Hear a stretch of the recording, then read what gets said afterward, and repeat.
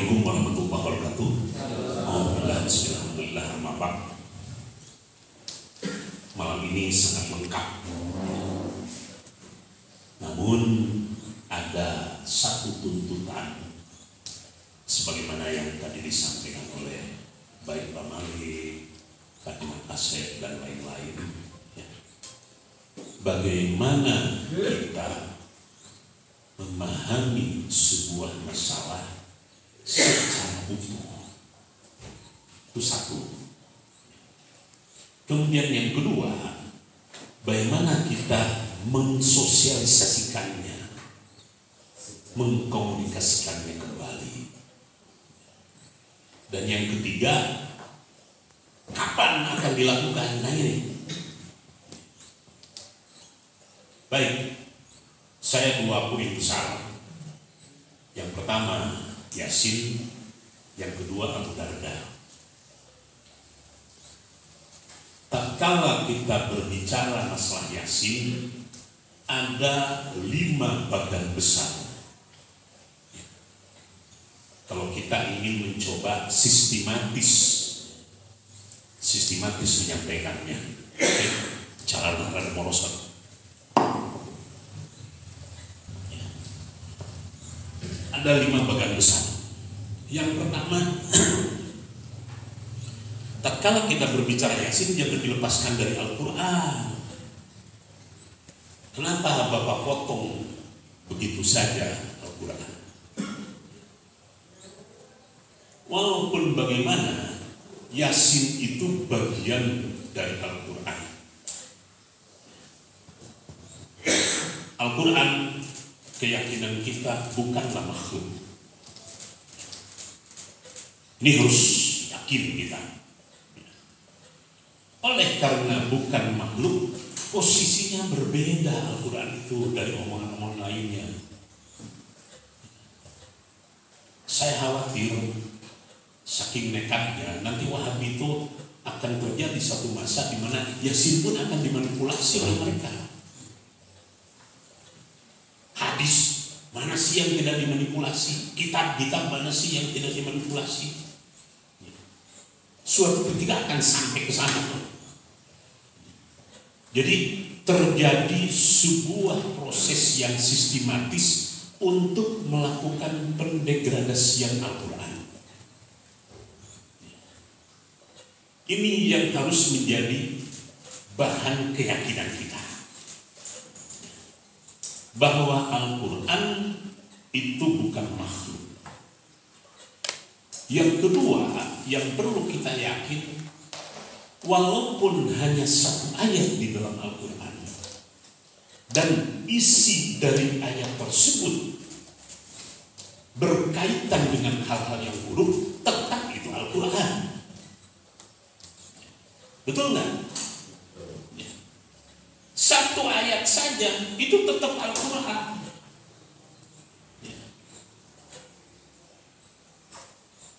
Contoh terakhir misalnya surat Fatihah yang ayat terakhir, Siratal ladzina an'amta 'alaihim.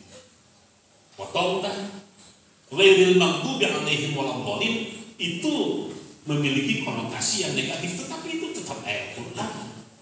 Jangan dipotong-potong. Mulai dari Siratal ladzina. Jadi kita jangan sampai terjebak dan mau terjerumus memutus benang merah ayat-ayat Al-Quran. Ayat Al-Quran artinya pasti sama, yang beda itu penafsirannya. Kalau tafsir berbeda, itu namanya tidak tafsir. Manusia kok yang menafsirkan. Tapi kalau makna, saya kira sangat kurang dari yang namanya perbedaan. Oke, hadis-hadis berkaitan dengan baca Al-Quran, waduh banyak. Mau apa saja yang dibaca ayat, termasuk tabat. Kata siapa? Tabat nggak ada yang baca pada waktu sholat. Banyak yang baca. Padahal itu kan cerita kurang bagus gitu. Tabat siaga. Tapi itu ayat Al-Quran. Nah, kenapa saya giring bapak-bapak untuk kita coba cantolkan bahwa Yasin itu hanya bagian kecil dari Al-Quran. Sekarang mereka berani nggak menegasikan baca Al-Quran? Baca Al-Quran mana wae bebas. Yang kedua, kenapa dipersilahkan kita bebas membaca Al-Quran? Itu merupakan dispensasi, itu merupakan rukhsah dari Rasulullah.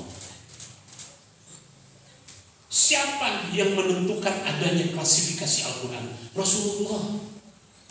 Kenapa ada Tabarok, kenapa ada Ar-Rahman, kenapa ada Toha, kenapa ada Al-Mulk, kenapa ada ini, kenapa ada Al-Kahfi dan sebagainya? Itu Rasulullah. Kalau mau menggugat, jangan ke kita, gugat dong Nabi. Gugat Nabi. Ya. Artinya ada nilai-nilai tersendiri.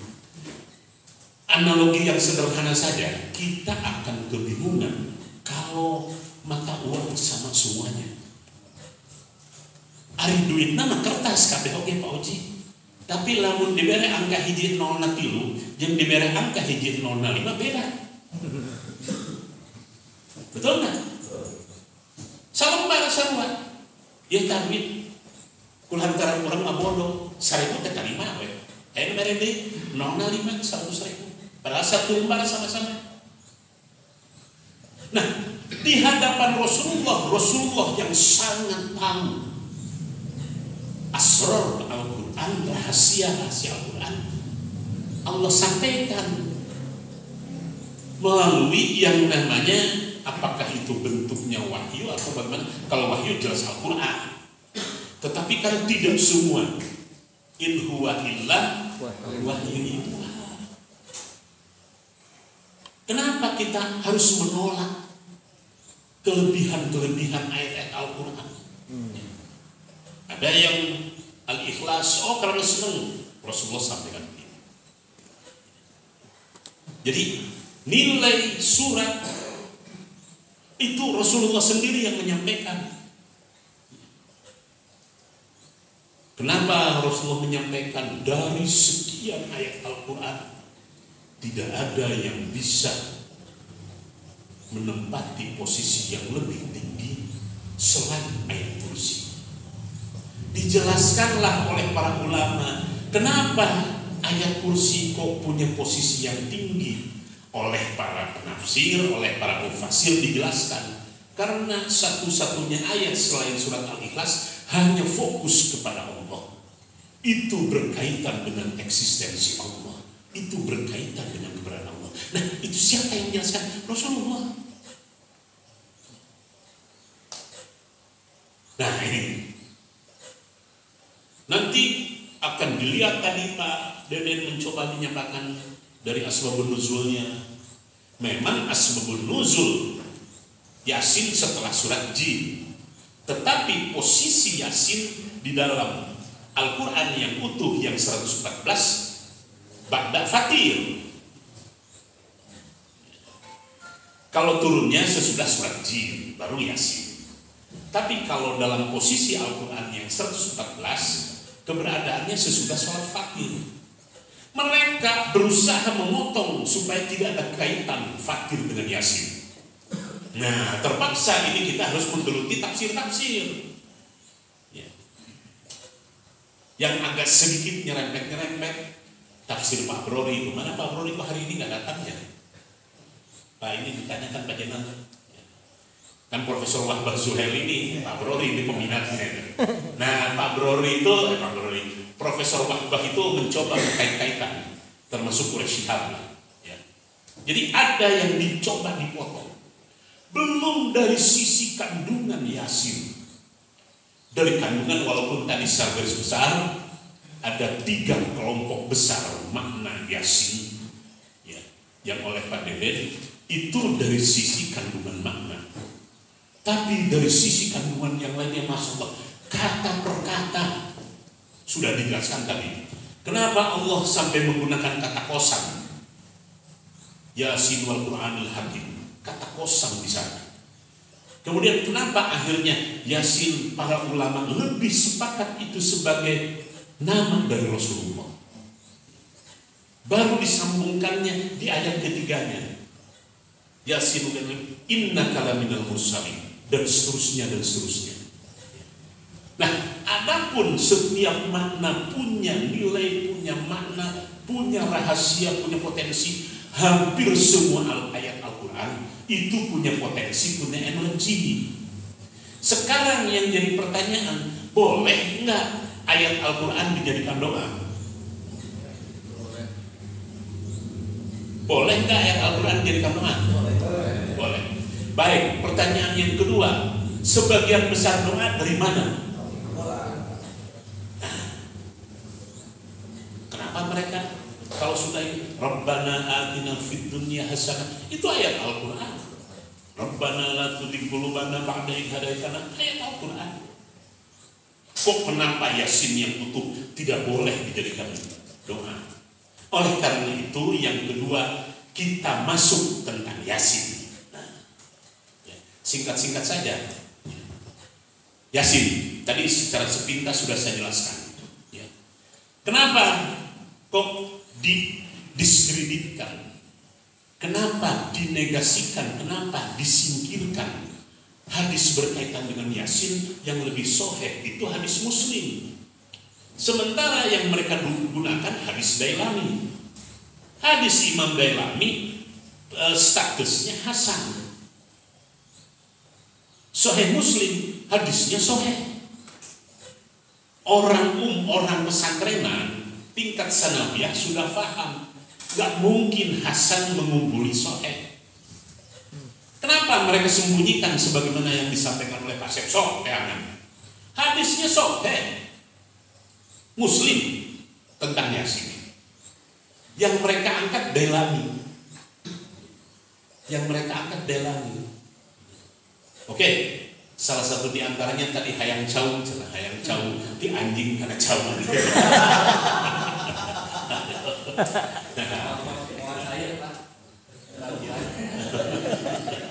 Ditutup oleh Pak Toha. Baik. Nah, Yasin untuk kondisi Mekah waktu itu memberikan makna tersendiri. Di sana Rasulullah mulai menata yang namanya fondasi. Karena Yasin ini banyak kaitannya dengan keimanan. Dan suratnya surat Makkiyah. Jadi wajar kalau Rasulullah memberikan posisi yang terhormat untuk surat Yasin. Bukan berarti mengurangi hormat untuk ayat-ayat yang lain, enggak. Nabi itu dan Nabi dan Rasul ada 25. Kenapa dari 25 ada ulul azmi? Itu yang disebut stratifikasi. Itu yang disebut pengklasifikasian. Saya dengan Rasulullah sama sebagai manusia, tetapi dari sisi derajat jauh. Jangankan dengan Nabi, dalam kehidupan sehari-hari saja, mau nggak Gubernur Ridwan Kamil malam Sabtu datang ke dia jika Kiki mau naik kan? Karena ada perbedaan derajat. Setiap derajat melahirkan hak dan kewajiban. Setiap derajat melahirkan fungsi, dan setiap derajat melahirkan yang namanya protokoler, melahirkan yang namanya perbedaan-perbedaan perlakuan. Itu namanya kehidupan. Kok kondisi seperti itu dipungkiri? Macam manusia kan? Sekarang ngomong macam sok meraca Quran kan? Enggak. Nanti ini yang kelima, saya jelaskan Yasin dulu. Nah, disitulah makna Yasin. Dan apakah orang senang dengan yang namanya dispensasi, senang yang namanya rusuh, senang semuanya juga. Jadi itu merupakan bagian kebijakan dari matangnya kejiwaan Rasul. Lamun maca Yasin sakieu, macamnya Yasin sakieu. Dan mana tidak mau menerima hal-hal yang tidak logis. Kan begitu? Mereka itu tidak mau menerima hal-hal yang tidak logis, dianggapnya tidak logis. Sok atuh hapus tak subhanallah, sok atuh hapus tak Allahu Akbar, sok hapus tak alhamdulillah. Jika maneh nawai mere pahala teh. Mun nya sakieu pan teu masuk akal. Udah urang pendekatanna lewat otak. Itu kan sama dengan merendahkan Allah. Rasulullah yang menyampaikan bahwa Yasin ini. Oleh karena itu, yang ketiga, kumpulkanlah secara utuh berkaitan dengan hadis-hadis yang ada kaitannya dengan Yasin. Misalnya, tadi ada yang mengupas. Maaf, Imam Ibnu Hajar Al-Haytami itu termasuk imam yang sangat selektif. Tetapi untuk porsi Yasin, beliau memberikan penghormatan sedemikian rupa. Maaf nanti Pak Kiai Asep tolong bantuannya ya. Kalau tidak salah, Imam Hajar Al-Haytami tidak sepakat adanya adzan kubur. Coba Fathul Bari. Berbeda dengan Ibnu Hajar Al-Asqalani. Ibnu Hajar itu termasuk ulama yang sangat selektif. Ya. Ibnu Hajar Al-Haytami, baru Syekh Zakaria Al-Ansori, baru Ibnu Hajar Al-Asqalani. Ibnu Hajar Al-Haytami Fathul Bari, Ibnu Hajar Al-Asqalani Bulughul Maram. Nah, ketiga orang ini banyak melakukan seleksi-seleksi. Tadi betul misalnya Ibnu Hibban itu 2000 gurunya, Albani hanya 5 orang. Ibnu Hibban hafal 800.000. Albani nu apal jeung sanadna ngan opat. Apal matan. Tukang aroji. Tukang ngereparasi aroji Albani teh. Wah, coba yang sekarang sudah ketemu itu hampir 16 Sahih Bukhari yang didoifkan oleh Albani. Jeung ayeuna urang percaya begitu. Jadi, banyak yang mengikuti sok angan sama balawana. Misalnya, aduh kasihan sekarang ini banyak orang yang berguru yang mengeluarkan fatwa yang ngawur, fatwa yang sembarangan, fatwa yang ini. Nah. Oke, jadi yang ketiga, kumpulkan hadisnya. Kok mereka berani mendoifkan 3 atau 4 hadis Imam Dawud, Abu Dawud? Loh, Rasulullah selama hidupnya hampir 23 tahun, karena hadis itu lebih banyak setelah Rasulullah menjadi nabi. Yang sebelumnya itu hanya sekedar komplementer, hanya untuk akhlak. Tapi untuk hukum itu setelah Rasulullah diangkat kenabiannya. Para ahli hadis kebanyakan periode Madinah. Anas bin Malik, Abu Hurairah dan sebagainya, Siti Aisyah, kan tiga orang besar ini hadisnya. Nah, beliau itu sudah berupaya mengumpulkan oleh para ulama di ini. Yang tidak tercover oleh Imam Bukhari masuk di Imam Muslim. Yang tidak tercover di Imam Muslim baru menurun ke Abu Dawud. Dari Abu Dawud tidak tercover baru menurun ke Imam Tirmidzi. Dari Imam Tirmidzi menurun ke Ibnu Majah. Ibnu Majah terakhir di Imam Nasai. Itu urutan itu sesuatu yang tidak baru, yang lain-lainnya. Albani makan 2000. Dari yang 6 ini kan 2000 kan 2000 itu jajakuanan. Jadi kumpulkan hadis-hadisnya. Sekarang berani kok mendoifkan, memaudukan dan sebagainya. Aduh, ya. Jadi ada semacam ketidakjujuran. Sok ayeuna merubah kitab Al-Um dirubah. Ar-Risalah dirubah, Ihya Ulumuddin dirubah, sampai ke hadis dirubah. Kitab-kitab namun bab haji, ziarah ke makbarah Nabi diganti ziarah ke Madinah. Oh itu kan curang gitu loh. Jadi kalau kita ada semacam kejujuran, ada semacam integritas, ada semacam kekhawatiran. Nah, kalau ada kelompok manusia yang berani merubah posisi sahih menjadi dhaif atau maudhu, apakah itu sudah lebih daripada bid'ah? Nah ini. Jadi disinilah kita perlunya bapak-bapak bahas ini. Nah kemudian yang keempat besar, pengalaman-pengalaman. Pengalaman-pengalaman itu walaupun sifatnya individual, tetapi bukan karangan. Pengalaman itu adalah pengalaman batin. Orang-orang yang memiliki pengalaman batin ini ikhlas, khusyuk, suci. Orang yang mimpi ini ahli puasa, ahli baca Quran, orang yang punya wudhu terus-terusan dan sebagainya. Artinya dari sisi yang bersangkutan dengan Allah, naon hari HP sinyal. Nah mereka itu sinyalnya itu langsung nggak terganggu Pak Oji. Ya. Dan itu ulama-ulama besar pengalaman-pengalaman seperti itu. Contoh tahun 99 ada jamaah saya di dekat Masjid Silnaraga.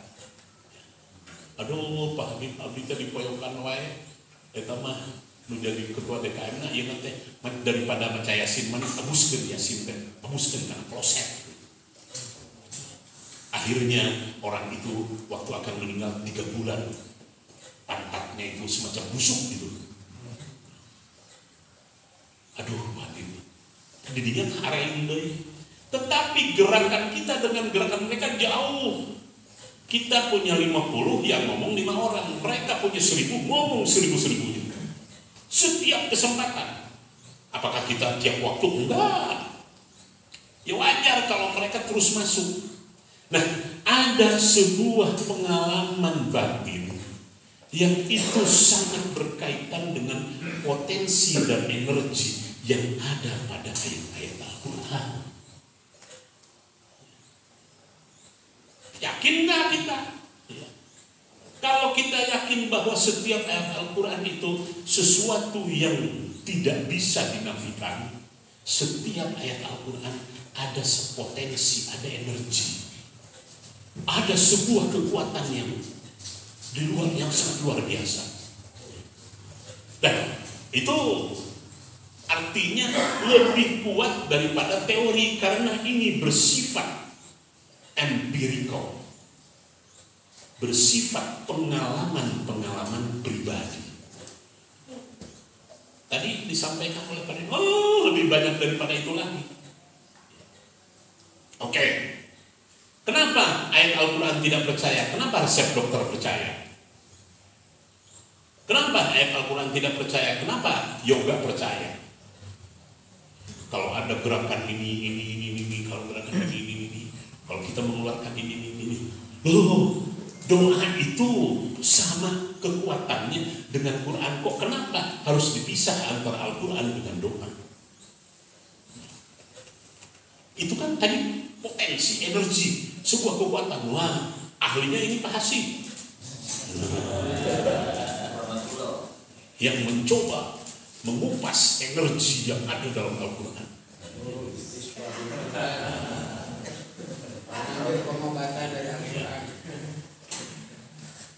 Contoh sederhana, kenapa kok kita menganggap enteng berkaitan dengan Bismillah?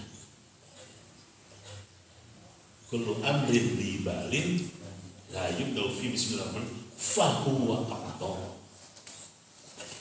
Itu ma'aqta, itu tinggi, itu baru bismillah. Wah, sampai akto itu berkaitan dengan barokah, akto berkaitan dengan pahala, akto berkaitan dengan ini, dengan ini, dengan ini. Dan Rasulullah mencontohkan bismillah, mencontohkan fatihah, mencontohkan ini. Saya punya keyakinan bahwa itu bukan karangan para ulama. Di karang-karang, saya nggak berani ngarang-ngarang itu. Kalau ada, saya pernah dengar, saya tulis gini. Dicoba ternyata pakai. Apa sih bedanya obat dengan ayat Al-Quran? Kalau memang ayat Al-Quran tidak punya potensi, tidak punya energi, kenapa sampai ada yang disebut ayat syifa? Jelas syifa itu kesembuhan, penyembuhan. Nah, jadi lebih kuat ayat Mbak Hasib mempromosikan Mbak Hasib dia. Oke. Baik, itu yang keempat. Kemudian yang terakhir, apa dampak?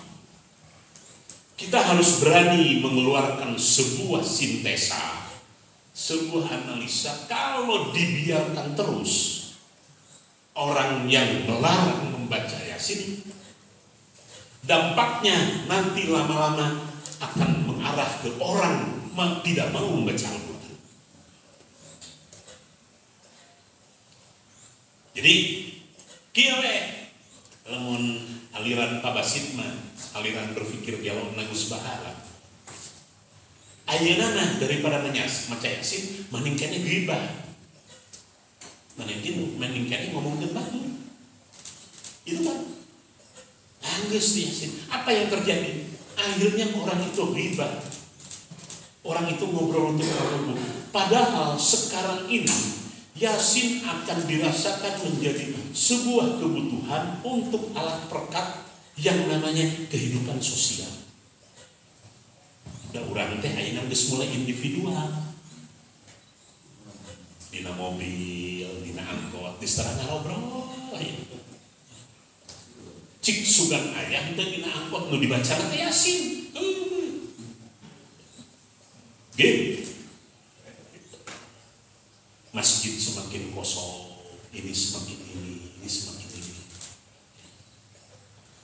Pertanyaan, kalau mereka baca Quran, apakah betul-betul Al-Quran satu khatam 30 juz? Atau mereka pilih juga. Udah ini dibacanya jadinya surat Al-Lailah. Iya baru lumayan itu panjang itu pondok teuing. Ada ngeunah we ngomong teh. Dampaknya kita harus memikirkan apa dampak negatif kalau budaya membaca Yasin dihilangkan. Orang akan ini, hilang rasa kebersamaan, hilang rasa ini, hilang rasa ini. Apalagi kalau kita kaitkan tadi dengan beberapa statement Rasulullah berkaitan dengan Yasin. Saya melihat Yasin ini mungkin 5 besar ya. Tatkala Rasulullah menyampaikan itu kalbu Quran, waduh itu luar biasa.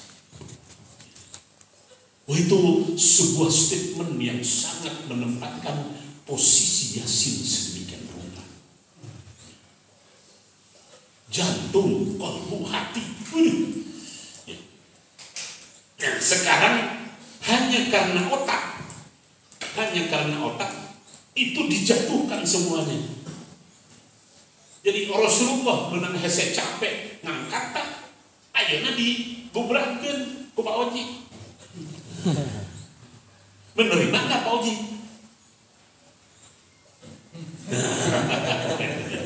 Oke. Baik, itu berkaitan dengan Yasin. Ya. Ulasan-ulasan saya. Jadi 5 poin itu tolong tatkala kita akan menyampaikan coba utuh. Tidak diputus-putus, tidak dipotong-potong. Tadi ada PR. Betul enggak apa yang saya sampaikan itu bahwa Yasin itu sahihnya sahih Muslim?